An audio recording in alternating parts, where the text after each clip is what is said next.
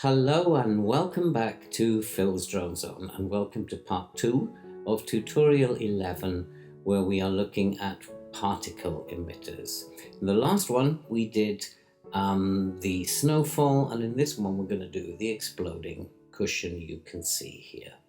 If you're a first-time visitor, then don't forget to hit that subscribe button and click that bell so that you can stay updated when we upload future videos. Okay, so just before we go on, if you are new to motion and you're joining us for the first time, I would recommend that you go back to some of the earlier tutorials which might be helpful for you. And also, before we go on, what I would like to talk about is how important it is to play, first of all, in motion with particles. Just like I've been doing here today, I just was looking at the wave shape and seeing, because I don't use that very often, and just having a play with it to see what actually it could do. And I adjusted so many of the controls and I was getting nowhere for a long time, and then I came across this. I finally arrived at this little pattern, and this in itself is a really nice little pattern, but I was looking at it and I thought, hello, I wonder. So what I did was I then decided to add a color solid background, and I as we did in tutorial number 1, I added the caustics generator and played around with that, and this is what we arrived at, which I don't know if you see what I see, but it has got an awful lot of potential. So that's given me an idea for a project for which now I can work on over the next 2 or 3 weeks, and we'll see if I can make it work. Okay, back to what we were actually doing, and we're going to look at how to make the exploding cushion you saw at the beginning. Now, as you can see, I've set up a new group here, and I've got the background picture of the bed in the hotel room, and I've scaled that up to fit as I want it, and then I've imported this PNG of a little cushion onto the bed. I've given it a drop shadow to help it to blend a little more. Okay, let's close that group, and now we'll create a new group. Now, as per normal, what we're going to do, we're going to create a little circle, tiny little circle, something about like that, and then we're going to go to properties, and we're going to reset our parameter on position. But it's not in the right place where I want it, so I'm going to have to manually drag it over on X and on Y so that it's centered in the center of the cushion. Okay, now we're ready to rock and roll. So we'll click Make Particles as we've done before. Okay, and as you can see, we've got some particles emanating from the center of the cushion. That's pretty much what I want.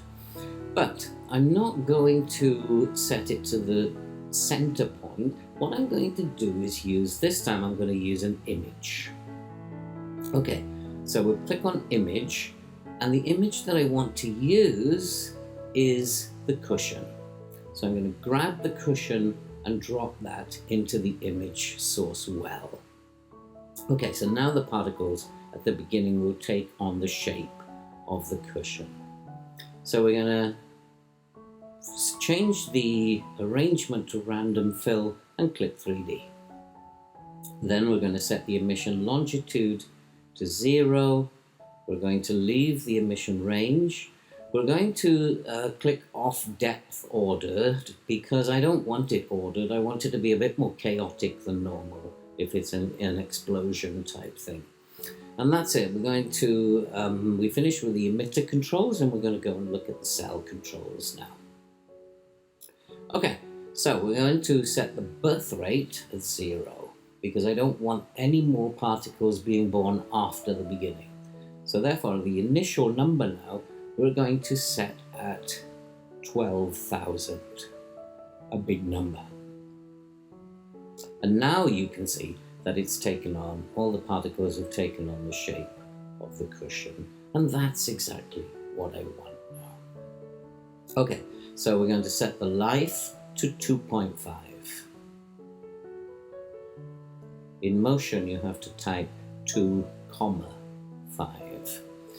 And we will set the life randomness, we'll leave that as it is actually, and then we'll set the speed to 700, and we'll set the speed randomness to 500, not 5,000. Okay, so we're now going to look at the color, and we're going to click and take image color, and you can see that it's taken on the color of the image. It's not changed much, but enough. We're going to change the scale to 185 and the scale randomness to 75, something like that. Okay, so what we've got now is a very in-your-face explosion, and that's because the particles are growing all the time, and I don't want that to happen. So I'm going to go to Behaviors, Particles, and select Scale over Life. And at Scale at Birth, I'm going to have them in their original size at 100%, and the Scale at Death, I'm going to set to 0, so that they're actually going to get smaller over the 2.5 seconds that they're alive.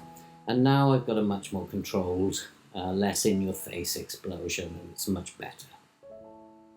Okay, so we're getting on really well here. Now all I need to do, go to Filters and add Gaussian Blur, and then we're going to ramp that up to say 30. And now let's have a look what we've got. Yes, very nice, very nice. So what we need to do is to make the cushion disappear. So let's move forward 20 frames, and we'll go to the emitter, select the emitter and press I on the keyboard, and that will set its in point to 20 frames. We'll now go to the cushion picture, and we're going to press O on the keyboard to set its out point. So what's going to happen is that the cushion is going to disappear and the emitter will appear, and once the emitter's gone, the cushion has obviously now disappeared. Okay, so now that we've set that, we have got pretty much our finished product for this layer. So we need to add a second layer, so we're going to duplicate that group, and we'll just call it, I don't know, we'll call it emitter copy or something. Cush2 will do, just so that I know that it's different. I can tell one from the other. We'll set the group to fixed resolution to keep it within my frame, and we're just going to dampen the white color down a bit by using this little slider, so that it's not glowing as such. The particles are not really bright white. We're going to change the shape to a circle and have random fill. We're going to set the radius to 400, and we'll set the emission range to 180. We will set the initial number to 500 and the life to 15. Okay, we're going to set the speed to 50 and the speed randomness to 20. Okay, all going well. And we will set the scale to 50 and the scale randomness to 160.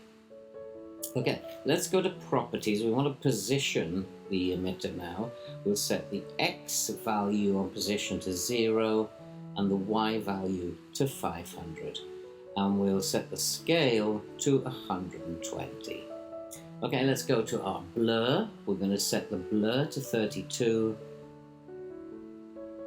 And we are going to now look at the colors, and we're going to use overlife. So now I need to change that gradient. So I'm going to make that a bright white, the first point.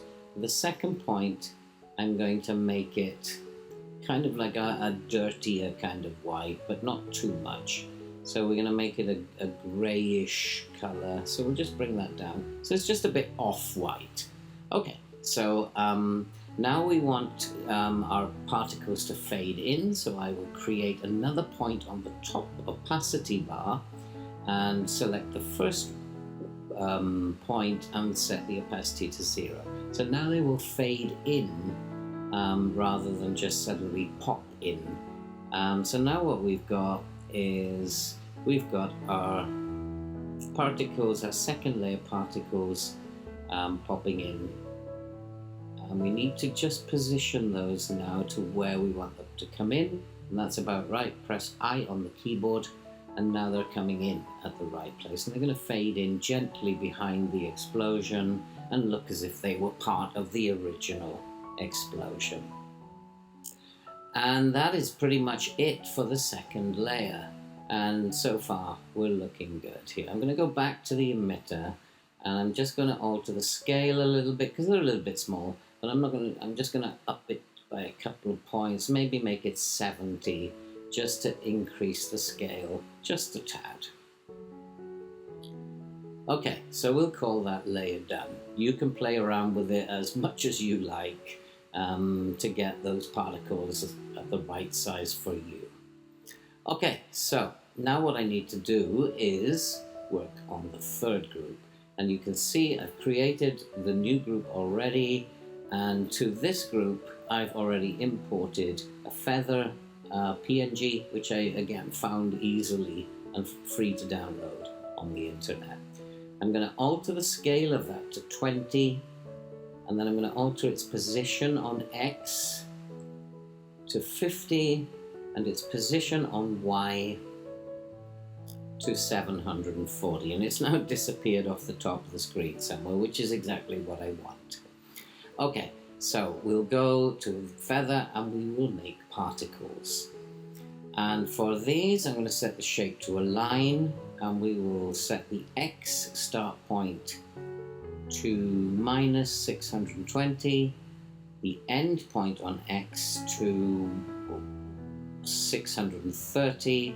We'll leave the start point on Y at 0 and change the end point on Y to minus 220.